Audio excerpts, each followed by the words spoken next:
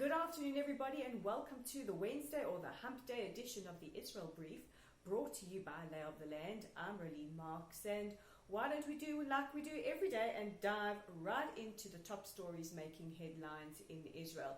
And today's first story is rather emotive and is set amongst these so-called settlements. What is it, you ask? Well, let me tell you. So basically 2 weeks ago, a federal court in Ottawa in Canada ruled that any products that come from these areas, especially wine, which a lot of wine is manufactured in these areas, cannot be labeled made in Israel. The judge ruled that this was false, deceptive, and inaccurate. And as you can well understand, this has created a lot of uproar against wine manufacturers, or some call them settlers, who live in these areas. One going so far as to say that her grandmother was labeled and had to wear a yellow patch or a yellow star, and there is no way that she will take being labeled anything other than made in Israel. She went on to say, I'm a tax-paying citizen, I abide by the laws of Israel, and this is absolutely unacceptable. And this victory is being touted as a major win for the boycott, divestment and sanctions movement, or BDS movement. And at the moment, Canada does not recognize any territory as Israeli sovereign that is out of the pre-67 borders. So a very, very emotional story, and one that is creating a lot of anxiety amongst wine manufacturers in the so-called settlements, who feel that this is taking us back to a time in our history, a very, very painful and unpleasant time where Jews were marginalized and singled out and labeled. Another argument around this is that goods from any other disputed territory are also not singled out and labeled. Why, again, do we have this double standard as far as Israel is concerned? In other local news, the IDF have announced that they will be bolstering defenses along the border with Gaza, and this follows escalations over the last 10 days that have turned deadly.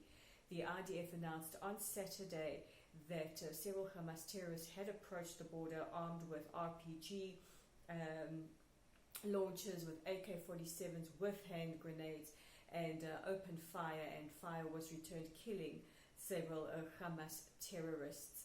And in response to that, the IDF will be bolstering the security barrier along between Israel and the Gaza Strip, going so far as to build a massive wall in the northern part of the Gaza Strip.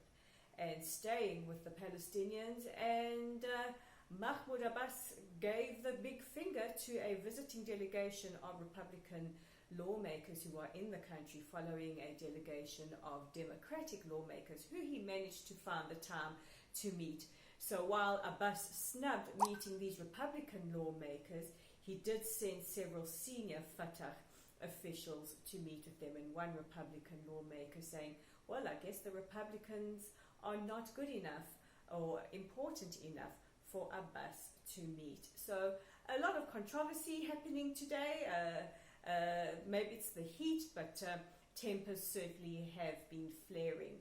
But tempers don't flare when you read our online content, and you can check us out at www.layoftheland.online, and you can read a story that I'm particularly proud of. It is written by Tamar Lazarus, who is the president or acting co-president of WITSO South Africa, and it's all about their incredible Wheelchairs of Hope project, which gives lightweight wheelchairs, colourful wheelchairs, to severely disadvantaged children in South Africa, children who are really marginalized by society, and it gives these children who are disabled the gift of mobility and also the gift of dignity. So please go online and check it out there. And also don't forget that you're a part of our Lay of the Land family wherever you are.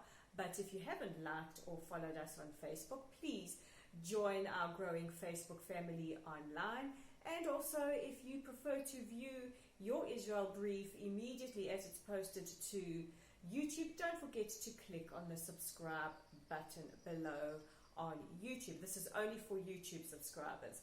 So I'm Rolene Marks with the Wednesday edition of the Israel Brief, and we'll chat again tomorrow.